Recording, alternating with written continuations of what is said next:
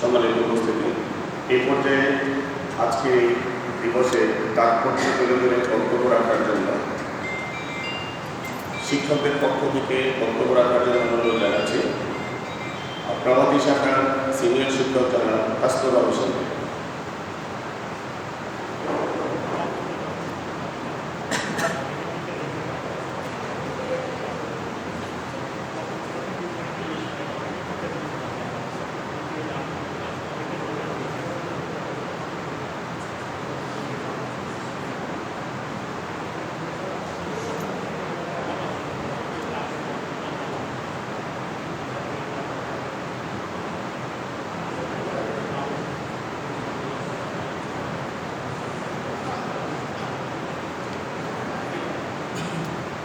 25শে March গণহত্যা দিবস উপলক্ষে আজকের অনুষ্ঠানে উপস্থিত আছেন প্রভাতী ও দিবা শাখার সহকারী প্রধান শিক্ষক, আছেন বিশেষ অতিথি আমাদের প্রধান শিক্ষক এবং আমার প্রাণপ্রিয় সব সহকর্মীবৃন্দ, সবাইকে আসসালামু আলাইকুম। আজ 25শে মার্চ, বিভীষিকা নয় এক কালো রাত। আজ 25শে মার্চ দিবাগত রাত চিহ্নিত হয়ে আছে বাঙালি ইতিহাসে এক পরপর গণহত্যা রাত হিসেবে। 1971 সালে এই রাতে নিরপরাধ নিরস্ত্র ঘুমন্ত বাঙালির উপর ভারী অস্ত্রে সজ্জিত পাকিস্তানি হানাদার বাহিনী ঝাঁপিয়ে পড়েছিল পৈশাচিক হত্যার উল্লাসে। পৃথিবীর ইতিহাসে ভয়াবহতম গণহত্যা সংঘটিত হয়েছিল এই রাতে। এই গণহত্যা আজও বিশ্ব বিবেকের কাছে মানবতার লঙ্ঘন ও বর্বরতার এক বৃহত্তম দৃষ্টান্ত হয়ে আছে। অপারেশন সার্চলাইট নামের এই গণহত্যা যজ্ঞ শুরু হয়েছিল 25শে মার্চ ঢাকা ও দেশের বিভিন্ন শহরে, যার ধারাবাহিকতায় মুক্তিযুদ্ধ চলেছিল দীর্ঘ 9 মাস।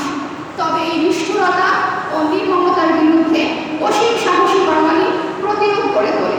রাজারবাগ পুলিশ সদর দপ্তরে পাকিস্তানি সেনাদের সাঁড়াশি আক্রমণের বিরুদ্ধে বাঙালি পুলিশ সদস্যরা প্রতিরোধ গড়ে তোলে, কিন্তু শত্রুর ট্যাঙ্ক আর ভারী মেশিন গানের ক্রমাগত গুলির মুখে মুহূর্তেই গুলিয়ে যায় সব ব্যারিকেড। সেখান থেকে ভারী ট্যাঙ্ক ও সেনা বোঝাইয়ের লরিগুলো নজিয়ে ঢুকে পড়ে ঢাকা বিশ্ববিদ্যালয় এলাকায়। এক রাতে 3 শতাধিক ছাত্রছাত্রী শহীদ হন। অন্যদিকে নৃশংসভাবে শাহাদাত বরণ করতে হয় ঢাকা বিশ্ববিদ্যালয়ের বিভিন্ন বিভাগের শিক্ষকদের। ঢাকা বিশ্ববিদ্যালয়ের পাশাপাশি নগর জুড়ে রাত ভর চলে বর্বরচিত নিধনযজ্ঞ ও ধ্বংসের তাণ্ডব। এই রাত একদিকে যেমন বাংলাদেশ নামক একটি স্বাধীন রাষ্ট্রের জন্ম মুহূর্তকে প্রত্যাশা করছিল, অন্যদিকে এই রাতে সূচিত হয়েছিল জঘন্যতম গণহত্যা। 25শে মার্চের রাতে এই গণহত্যার পরে 26শে মার্চের প্রথম প্রহরে জাতির জনক বঙ্গবন্ধু শেখ মুজিবুর রহমান স্বাধীনতার ডাক দেন। তার কিছুক্ষণ পরে ঠিক রাত 12:01:30 পাকিস্তানি সেনাবাহিনী তাকে ধানমন্ডির 32 নম্বর বাসভবন থেকে গ্রেফতার করে। এরপরে শুরু হলো পশ্চিম পাকিস্তানিদের বিরুদ্ধে পুরো বাঙালি জাতির প্রতিরোধ বা মুক্তিযুদ্ধ। দীর্ঘ 9 মাস মুক্তিযুদ্ধের মূল্য দিতে হয়েছিল 30 লাখ বাঙালিকে এবং সম্ভব হারাতে হয়েছিল বহু মা ও বোনকে। মাত্র 9 মাসে এত বিপুল সংখ্যক মানুষ হত্যা ও নারী নিগ্রহের নজির বিশ্ব ইতিহাসে আর নেই, যার ফলে আমরা পেলাম বিশ্বের মানচিত্রে বাংলাদেশ নামক একটি স্বাধীন রাষ্ট্র। আমরা স্বাধীনভাবে কথা বলতে পারছি, নিজের মত প্রকাশ করতে পারছি এবং নিজের অধিকার প্রতিষ্ঠার জন্য দাবি জানাতে পারছি শুধুমাত্র 25শে মার্চের এই কালো রাতের প্রতিবাদে বঙ্গবন্ধু শেখ মুজিবুর রহমানের স্বাধীনতার ডাকের ফলে। ধন্যবাদ সবাইকে।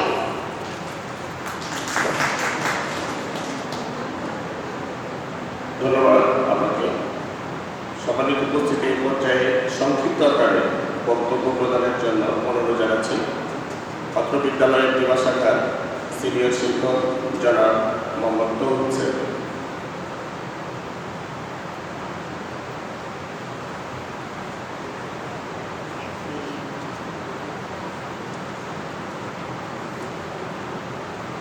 আজকের এই শোকবহুল দিনে আমাদের ব্যাংক স্কুলে আয়োজিত অনুষ্ঠানের মাননীয় প্রধান শিক্ষক মহোদয়, সাথে রয়েছেন দুজন সম্মানিত সহকারী প্রধান শিক্ষকদ্বয় এবং আমার যারা সহকর্মীবৃন্দ, সবাইকে আসসালামু আলাইকুম। সঞ্চালক বললেন কথা সংক্ষিপ্ত করতে, আসলে আমি কথা সংক্ষিপ্তই বলি এবং অল্প কথায় আমি আবার বক্তব্য শেষ করে থাকি।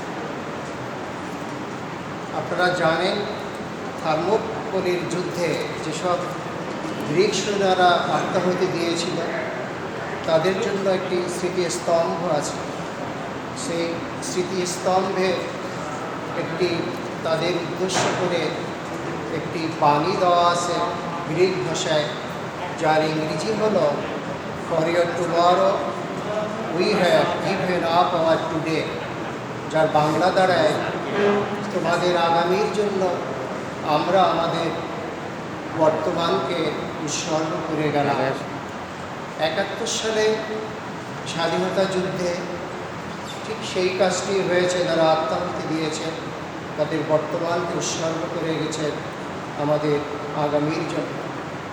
7ই মার্চ বঙ্গবন্ধু পরিষ্কার বাংলায় ভাষায় বলে দিলেন পাকিস্তানি যে এটা আমাদের দেশ, তোমরা দেশ ছাড়ো। ওই সামরিক জান্তারা পাকিস্তানি, তারা সমস্ত নীতি নৈতিকতা এবং যুক্তিকে এক পাশে রেখে তারা ঝাঁপিয়ে পড়ল 25শে মার্চ রাতে নিরস্ত্র এবং নিরীহ বাঙালির উপর। সেই ইতিহাস আমি বলবো না, সেই ইতিহাস সবাই জানা। তারা সেদিন কী করেছিল, ওই যে আমাদের যে ব্যানারটি আছে সেখানে দুটি খণ্ডচিত্র আছে, দুটি চিত্র দেখলেই বোঝা যায় তারা কী কী করেছিল। তারা ঢাকা শহরেই কয়েক হাজার মানুষকে হত্যা করেছিল, নারী নির্যাতন, শিশু নির্যাতন এগুলি তারা করেছিল এবং তারা 254 ধরনের ক্রাইম তারা বাঙালি জাতির উপরে তারা করেছিল।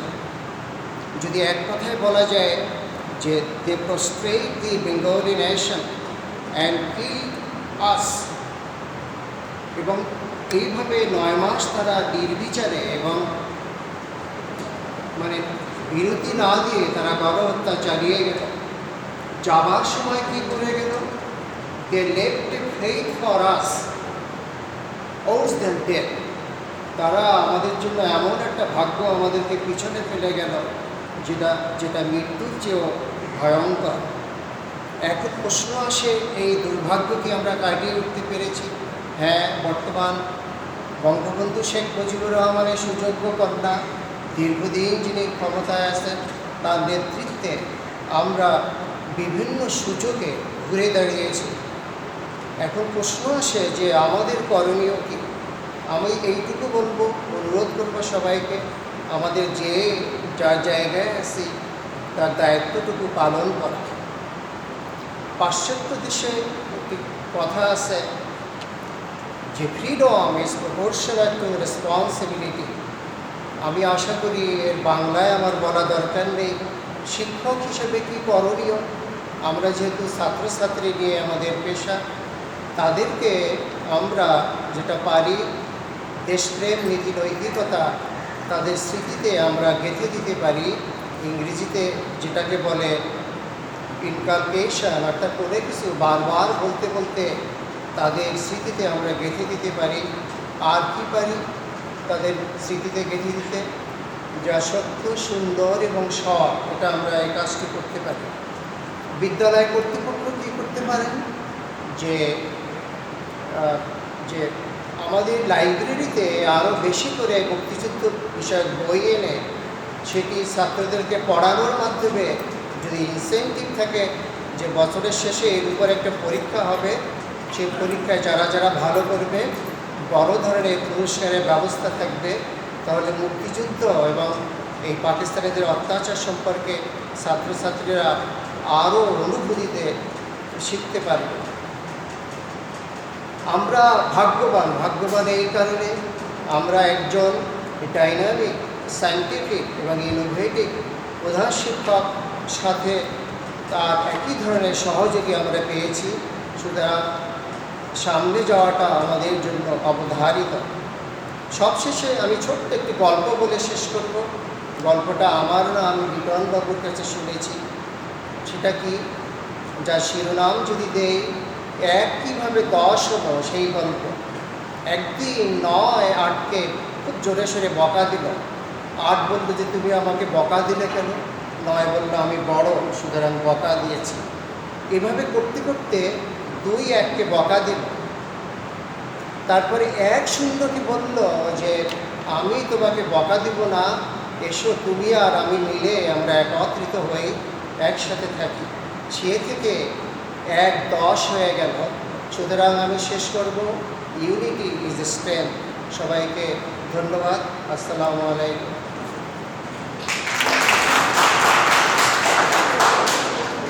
ধন্যবাদ স্যারকে মূল্যবান বক্তব্য প্রদানের জন্য। সম্মানিত উপস্থিতি, এই পর্যায়ে বক্তব্য প্রদানের জন্য অনুরোধ জানাচ্ছি অত্র বিদ্যালয়ের সহকারী প্রধান শিক্ষক দিবা শাখা জনাব ফাহমিদা খান।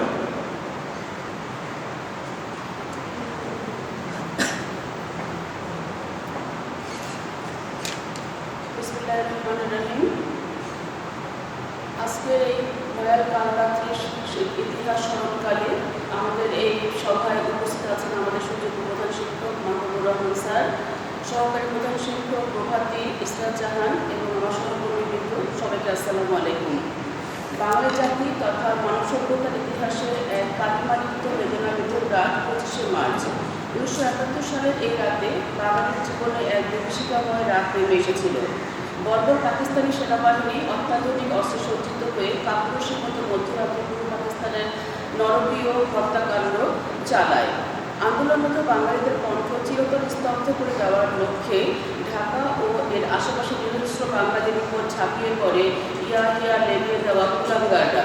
পূর্ব পরিকল্পিত অপারেশন সার্চলাইটের নীল নকশা অনুযায়ী তারা ইতিহাসের জঘন্যতম হত্যাকাণ্ড চালায়। 25শে মার্চের এই হত্যাকাণ্ডের কালরাত্রি নামে যেটা পরিচিত, সেই রাতের পর থেকে 26শে মার্চ আমাদের মুক্তিযুদ্ধ শুরু হয়। শেখ মুজিবুর রহমান গ্রেফতার করে নিয়ে যাওয়া হয়। তারপরে দীর্ঘ 9 মাস আমাদের যুদ্ধ চলে। এই যুদ্ধে আমাদের বহু ভাই বোনেরা শহীদ হয়েছেন, বহু নারী, বহু মা বোনেরা ইজ্জত হারিয়েছেন। তাদের এই ত্যাগের বিনিময়ে আমরা আজকে স্বাধীন সার্বভৌম বাংলাদেশে মাথা উঁচু করে দাঁড়িয়ে আছি। আমরা স্বাধীনভাবে কথা বলতে পারছি, আমরা স্বাধীনভাবে চলতে পারছি, আমরা স্বাধীনভাবে আমাদের কাজকর্ম করতে পারছি। এই স্বাধীনতা যে অর্জন করেছি, কথায় আছে যে স্বাধীনতা অর্জন করা কঠিন, কিন্তু এটাকে ধরে রাখা অনেক সহজ, কিন্তু স্বাধীনতাকে ধরে রাখা অনেক কঠিন। স্বাধীনতা অর্জন করা সহজ, কিন্তু এটাকে ধরে রাখা অনেক কঠিন। তাহলে আমরা কী করবো এখন? আমরা এই স্বাধীনতাকে ধরে রাখার জন্য আমরা যার যার স্থান থেকে যার যার দক্ষতা অনুযায়ী কাজ করে যাব। যে যেখানে আছি, যে যে পেশায় আছি, সেই পেশাটাকে যদি আমরা সঠিকভাবে করতে থাকি, সঠিকভাবে পালন করে থাকি, যদি দেশটাকে আমরা সামনের দিকে এগিয়ে নিয়ে যেতে পারি, তাহলে আমাদের যে আত্মত্যাগ করেছিলেন আমাদের শহীদরা, যত ত্যাগ আমাদের এই শহীদ মা ভাইয়েরা করেছিলেন, তাদের সেই ত্যাগ সার্থক হবে। আসলে আমরা সবাই যে যার জায়গা থেকে কাজ করে যাই, নিরলসভাবে কাজ করে যাই, আমাদের দেশের অগ্রগতির জন্য কাজ করে যাই। ধন্যবাদ সবাইকে। ধন্যবাদ আমাকে বক্তব্য প্রদানের জন্য। এ পর্যায়ে বক্তব্য রাখার জন্য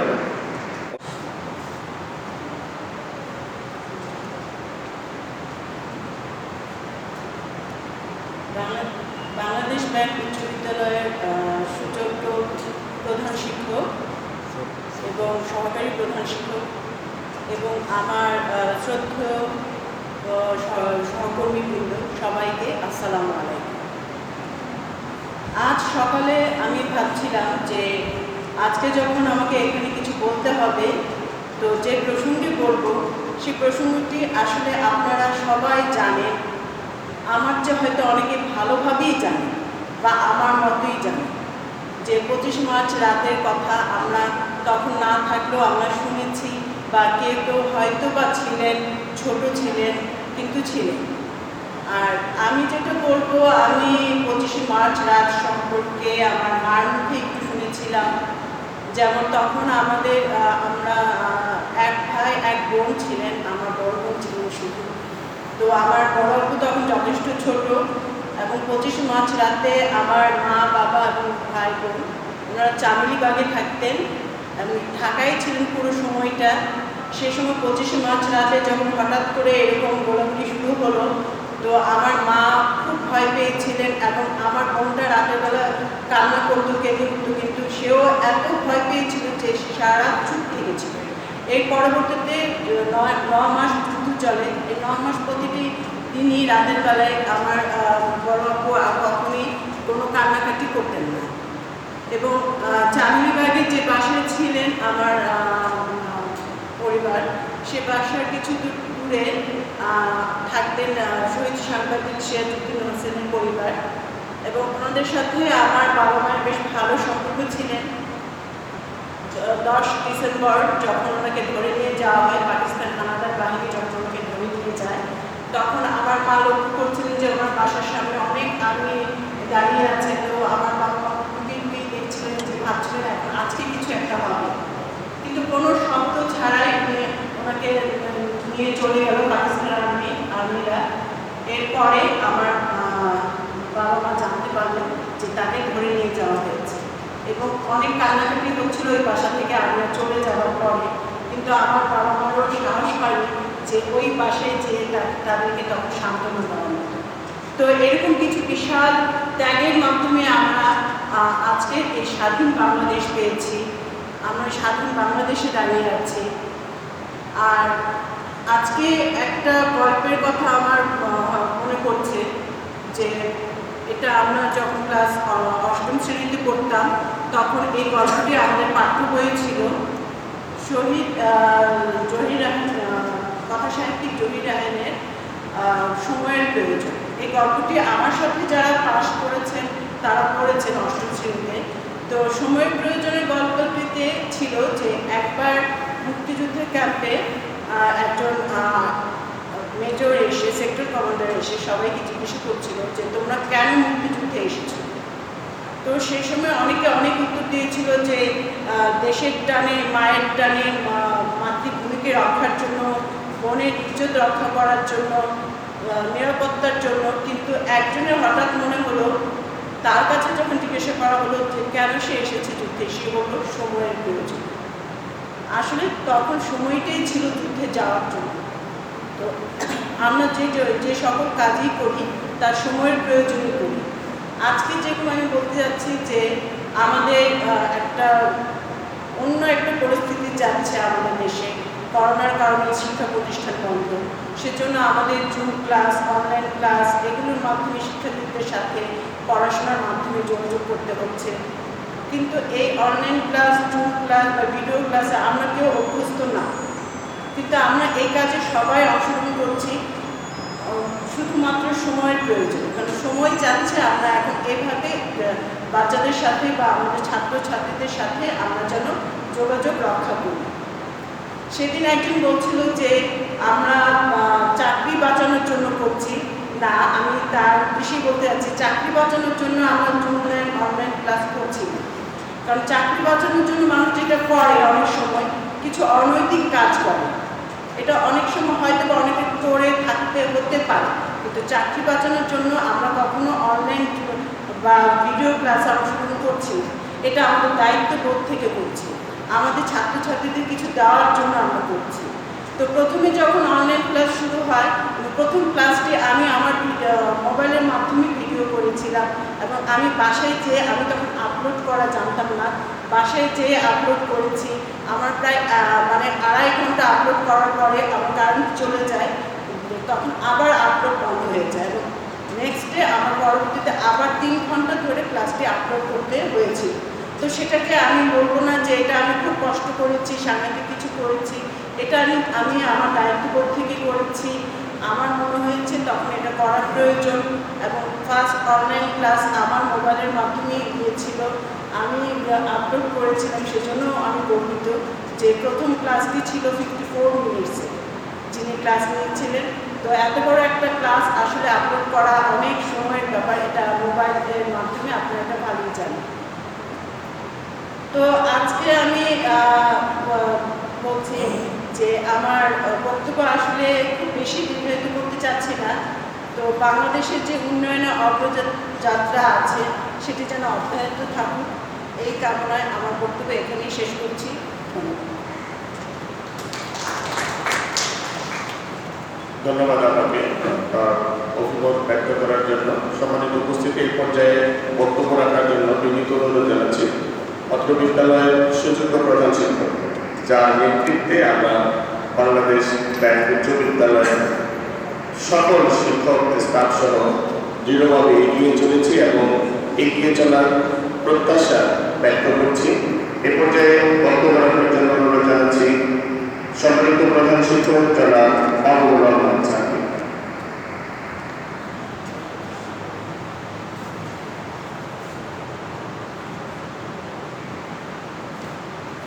আসসালামু আলাইকুম।